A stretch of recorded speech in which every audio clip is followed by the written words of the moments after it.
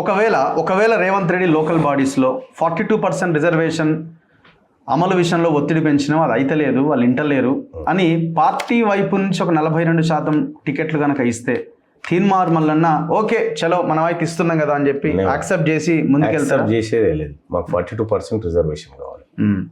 మరి ఆలోపు మరి కేంద్రం నుంచి నిధులు ఆగిపోతే ఈ గ్రామాలు ఎట్లా అన్న ఒక చర్చ 70 ఏళ్ళ నుంచి రఘు 2014 నుంచి 2024 మధ్యలో 6,000 కోట్ల రూపాయలు బీసీల కోసం ఖర్చు పెడుతున్నామని వివిధ కార్పొరేషన్లకు ఇచ్చారు రఘు. ఖర్చు పెట్టింది 319 కోట్లు.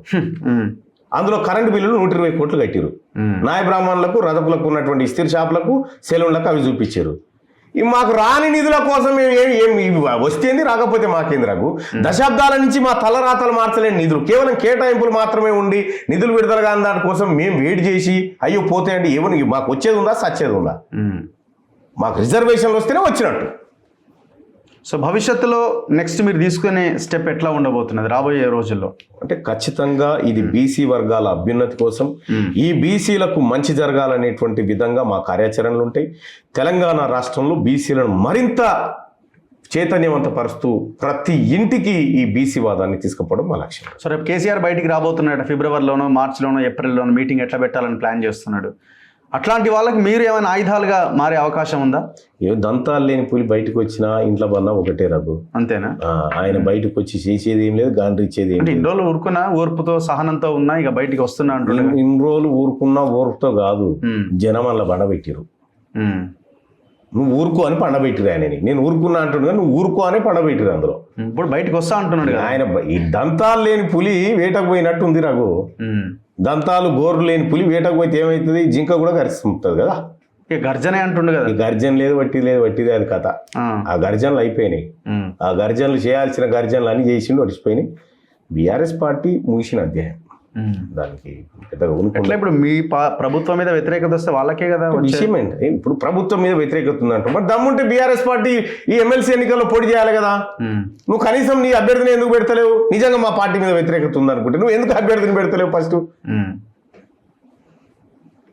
నీకు నిజంగా నమ్మకం ఉంటే అది పెట్టాలి కదా, ఎందుకు పెడతలేవు? సో ఆ రకంగా నేను ఏమంటున్నానంటే అవి ఉత్తుత్తి గాండ్రింపులే అవన్నీ. ఆ గాండ్రింపులు లేవు, ఏం లేదు, పిల్లి కూతలు. సింహం గాండ్రింపులు కాదు, పిల్లి కూతలు అవన్నీ. రేపు పొద్దున ఒకవేళ భారతీయ జనతా పార్టీ అధ్యక్ష పదవి ఓబీసీకి ఇస్తే ఈటల రాజేంద్ర లేదా ధర్మపురి అరవింద అంటున్నారు. మాకు ఓబీసీ కంటే 42% రిజర్వేషన్ ఇంపార్టెంట్. ఓబీసీ కంటే మాకు 42% అధ్యక్షుడి కంటే అంతే. ఓబీసీ అధ్యక్షుడి కంటే 42% రిజర్వేషన్ ఇంపార్టెంట్. మీరు 42% రిజర్వేషన్ పార్లమెంట్లో బిల్లు పాస్ చేసి మీరు ఇవ్వాలన్నా పెట్టుకోపోరు. ఇక మీరు కూడా అవసరమైతే బీజేపీ జై అంటారా? మేమెందుకు అంటాం, అనేటోళ్ళు అంటారు. కానీ మీరు చిత్తశుద్ధి, బీసీల మీద చిత్తశుద్ధి పార్లమెంట్కు ఈ బిల్లు ప్రవేశపెట్టినప్పుడే తెలుస్తుంది.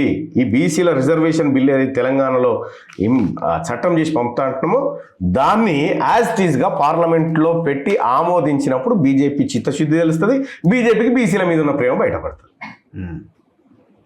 Anyway thank you very much Mallanna గారు. Thank you very much. ఇది తీన్మార్ మల్లన్నతో స్పెషల్ ఇంటర్వ్యూ. చూస్తూనే ఉండండి మన తొలి వెలుగు.